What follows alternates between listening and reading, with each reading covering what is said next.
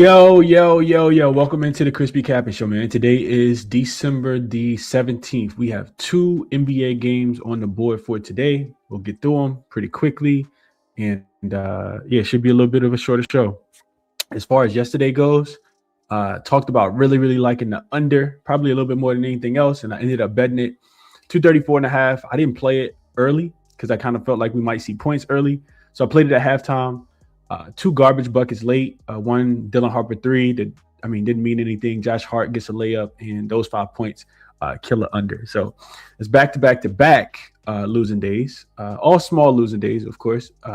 One play or two plays both days, but it does suck. I feel like I'm in a little bit of a rut. These 1 game and 2 game days have not been the greatest for me. Hopefully you guys found a way to make some money yesterday. I got to get back on the right track. Hopefully we can do that today with these 2 more games. No situational spots as far as like rest advantage and that type of stuff. But hopefully we can find some ways to attack, man. Let's jump into it for today. Gina says, good morning, Chris. In chat, went 0-3 yesterday. I had the Spurs team total over 115. Devin Vassell over 13.5 points. Wemby over his 8.5 boards. Wemby the tallest on the court. And the team can't rebound. The Knicks are a really great rebounding team. And that was one of the reasons why the total went over, because the Knicks just dominated the Spurs on the rebound. They were plus 19, plus 17 on the boards, and they ended up with 23 offensive rebounds. Shout out to Mitchell Robinson getting 15 of those off the bench. It's kind of crazy. Good morning, Prolific. He says Knicks ran away with it. They did late. What up, Parlay J? Frankie, good morning to you. He says New York got the W. We witty. We litty. Hey, Jason, what's good? Chris got whooped yesterday. Let's get it back today. Absolutely. What's up, Los? He says, anybody see Brunson get violated? I did see that, man. That was crazy. That was insane. I can't believe Jalen. I can't believe Josh Hart did that. That was disgusting. Good morning, Taylor. Good morning, Dano. Appreciate y'all for tapping in, man. Let's jump into it for today. So we'll start off with Jackson, your AI sports betting tool. What did I ask Jackson yesterday? I can't remember. Let me see if I can go back and find it. So Jackson liked Wemby over his 23 plus points for Wemby. He did stay under, right? Even though he hit those threes, I don't think he finished with 23. Now he had 18 last night, so that was a loser. And then Jalen Brunson over his 31.5 points, which I thought it was a pretty good idea as well. And Jalen Brunson finished with 25. So 0-2 day, back-to-back 0-2 days for Jackson. Let's see if Jackson can do a little bit better today. So the prompt for today was what's the best spread and total bet in the NBA based on situational and analytical stats. Jackson likes the Minnesota Timberwolves minus the 7.5. It says that the Timberwolves are a top tier team in the Western Conference, ranking 6th in point differential at a plus 6.1. The Grizzlies, meanwhile, are struggling, ranking 18th in point differential, minus 1.3. So then Minnesota being a top 10 team on both ends of the floor, while Memphis ranks 24th on the offense in offensive rating. The Grizzlies' inability to score efficiently against a strong Minnesota defense that's 10th in defensive rating is the primary driver for this pick.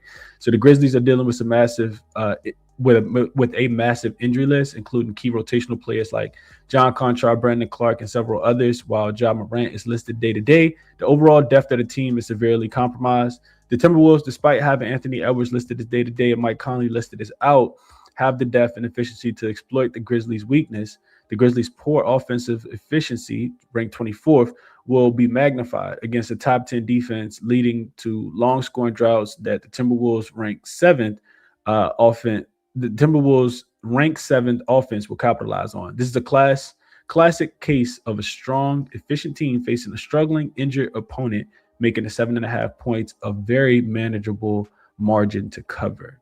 And then the second bet is the total bet. So Cavs Bulls over the 243.5.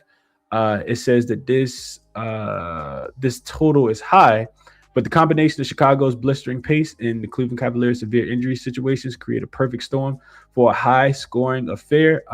I am recommending the over 243.5. It looks like it's a 4-star confidence bet, 4 out of 5. So you have the offense, the pace rankings, which the Bulls are 2nd, the Cavs are 9th. Then you have the offensive rating, the Bulls are 25th, the Cavs are 10th. And then the defensive ratings, the Bulls are 24th, the Cavs are 9th.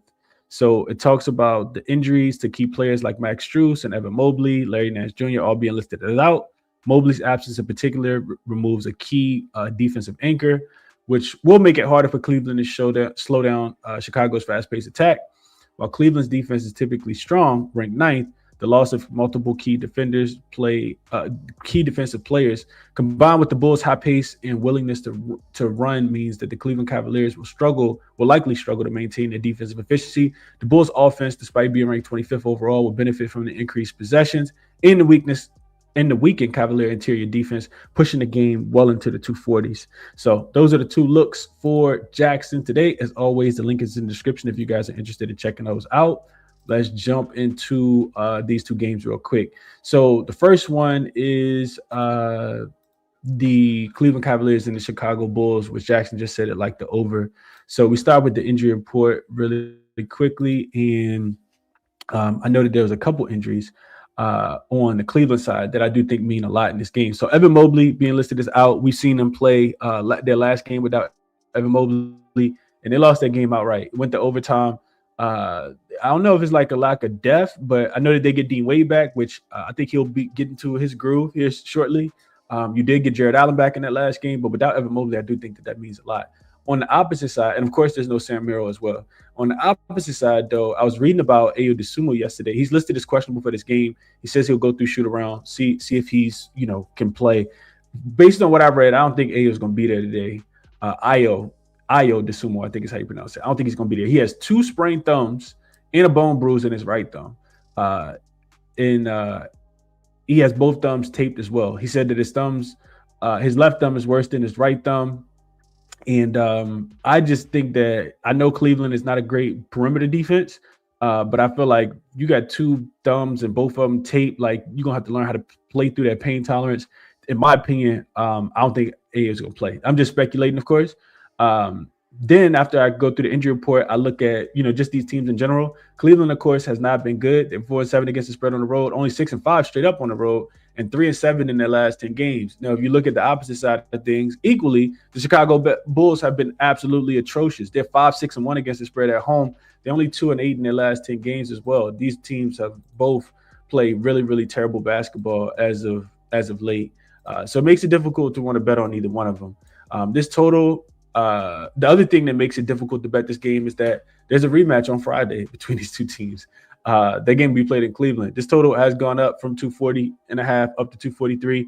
My initial inkling was over, but then I thought about, well, what if Chicago's offense, just continues to struggle to score the basketball? It's not like the Cleveland Cavaliers are good defensively, but when I talked about the Cavs so far this season, I continue to talk about them, just being overvalued by the market from a scoring perspective. We saw them get shut down at home in their last game against the Charlotte Hornets, who are not a great offensive team, a great defensive team at all. The Chicago Bulls in their last game, they got shut down and held to, 104 points? We lost on the over in this game the other day because Chicago shot the ball so poorly, but they just held to 104 points against the Pelicans. So I couldn't get there as far as the total goes.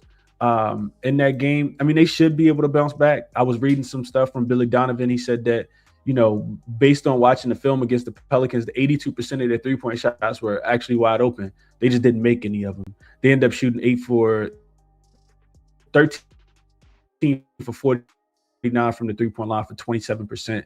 The Pelicans shot 8 for 33 from the three-point line for 24%. We failed to catch that the live over at 219.5 by 2 points in the second half. And that's just how I feel like betting has been for me recently. It don't matter how strong the read is. It don't matter the bounce back situation. It's just really been that. So I feel like if I take it over here, the Bulls will find a way to lay an egg. And if I feel like, if I take it under, then we'll see, 2 teams that give up 130 points apiece, and this will finish 260.5. So I know that neither one of these teams are strong. They both have, weaknesses. The Chicago Bulls give up whatever it is that you want to get inside the paint. Vucevic is not the strongest rim protector. And then on the opposite side, Cleveland has been giving it up, from the 3-point line. So the way I chose to attack this game is from a player prop perspective. I think the thing that makes the most sense to me, I was looking at this yesterday. The thing that makes the most sense to me, I'm gonna go over the outlier just to kind of show you guys what I'm looking at. But the thing that makes the most sense to me is Kobe White. I think Kobe White, I I just need him to shoot the ball a little bit better, and I think that he will. It's a prime time bounce back spot for him. Kobe White points prop is listed at 21.5. You can see in his last 3 games, he's been under the number 20, 20, and 12. However, if we look at this game right here, his last game where he played against the Pelicans, a super soft defense, he finished with 20 points. But he also shot just 1 for 10 from the 3-point line. So if you can shoot better than 10% from the 3-point line, I do think we see it over in this spot. We know that he gets a very similar type defense against the Cavs. He saw at least 30% usage in 7 of his last 9 games so far. And he's coming off a game, like I said, against the Pelicans where he had 20 points. So he missed it by 1 point, even though, he shot 1 for 10 from the 3-point line. The Cavs defense, I think, will continue to take a step back as well without Evan Mobley being there. So as much as I don't necessarily like the over specifically, I think Kobe White's in a pretty good spot. If he can shoot, start to shoot the ball a little bit better, 27% from the 3-point line in his last 5 games, I think that we see, them play a little bit better as well. So this is the way I want to bet. I want to bet Kobe White over his 21.5 points in this game. That's my thought process on this game. Don't really feel too strongly about the side or the total. The Cavs will be motivated in this game. After, losing to Charlotte in that last one, they've owned the Bulls as well when you look at the head-to-head series. But then on the opposite side of things, Chicago should want to get up for this game as well because they also are coming off a loss as a favorite against the struggling New Orleans Pelicans. And, this typically the role where you want to kind of play the Bulls, right? They're not a team that does well as a favorite, but as a dog, like this is typically when you want the Bulls as a favorite, as a home favorite. They're 0-7, but as a home dog, they're actually 4-1, both straight up and against the numbers. So I guess a slight lean towards Chicago, and Chicago early too. Cleveland is only 6-21 against the spread in the first half. So Cavs will be motivated. I'm not sure what to do with this one. Let's see. Sound like a backwood prolific says, "What up, Justin? Appreciate you for tapping in."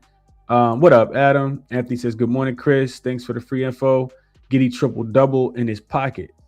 Little Giddy love. Okay.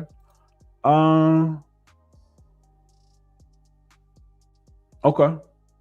All right. Cool. Dom says, "What to do?" Chris in chat. Lonzo Ball over his 8.5 rebounds and assists. He's over in 8 of his last 10 games. Should receive an uptick in usage with Mobley being out.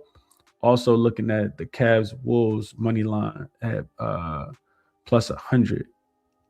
Markel said, "I may play Hunter 6 boards."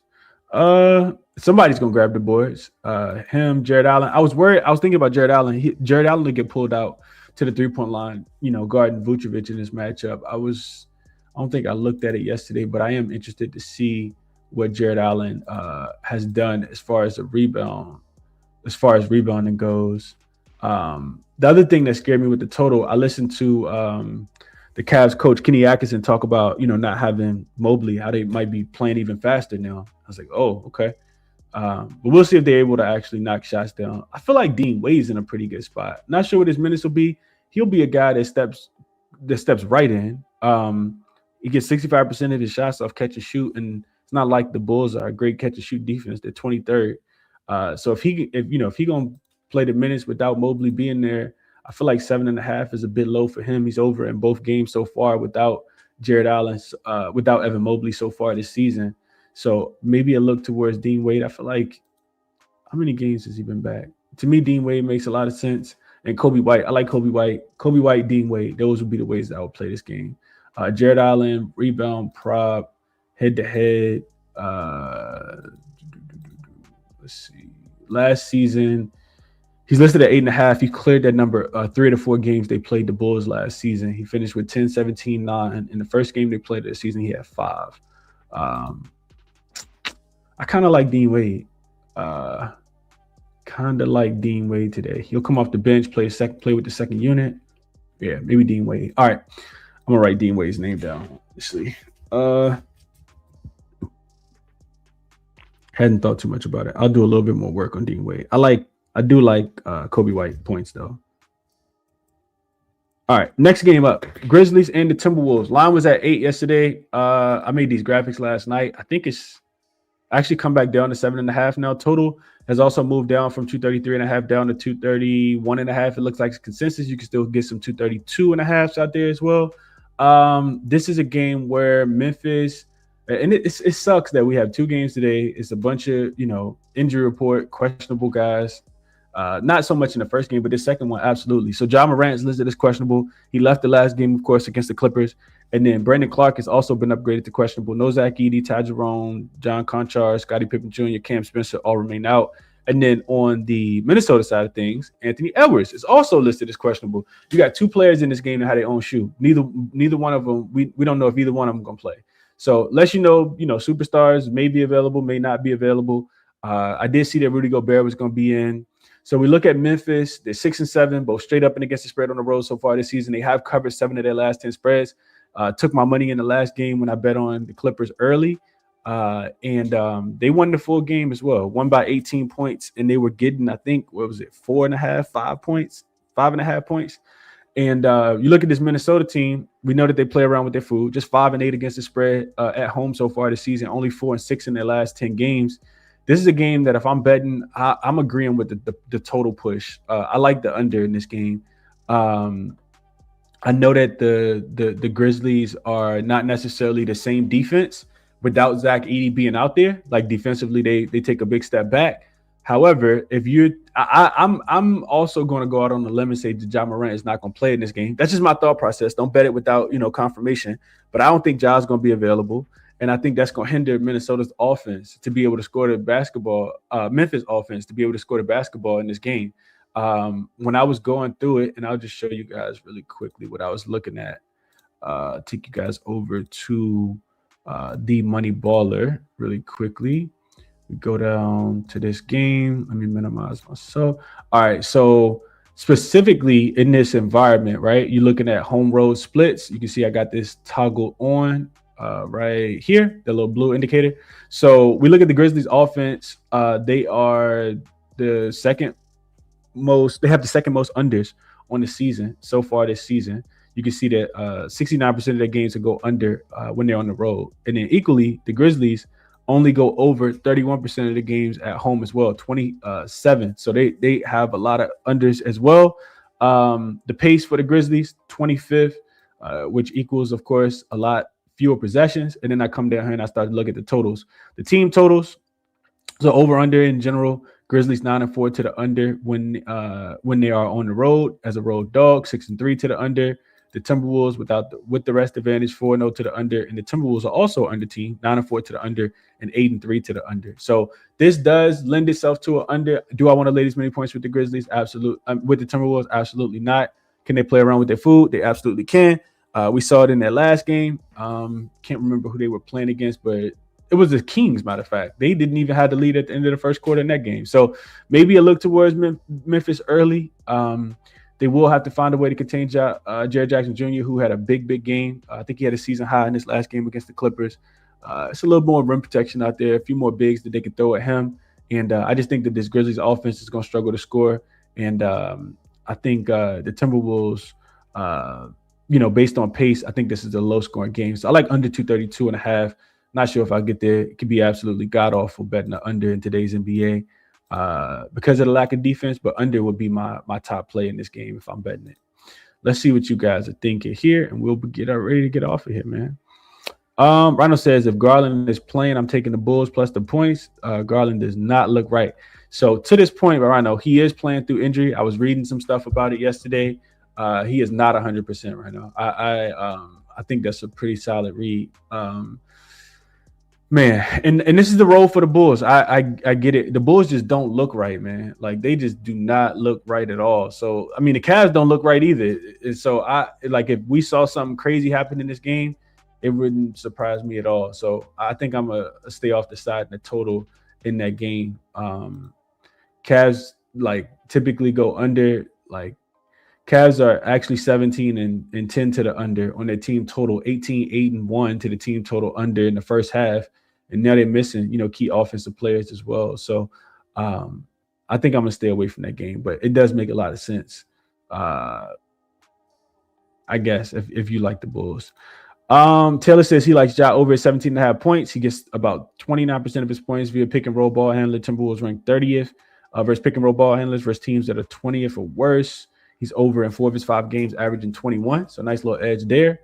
Adam says DeAndre Hunter under has been feeding families. He has been terrible. I don't know what happened to DeAndre Hunter.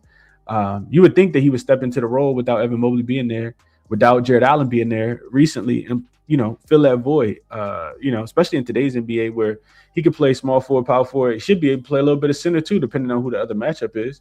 But yeah, he has not done well. Doesn't mean that he won't bounce back, and this is a great opponent to do it against. I think we get a buy low spot for Dean Wade though, so I do like the Dean Wade look.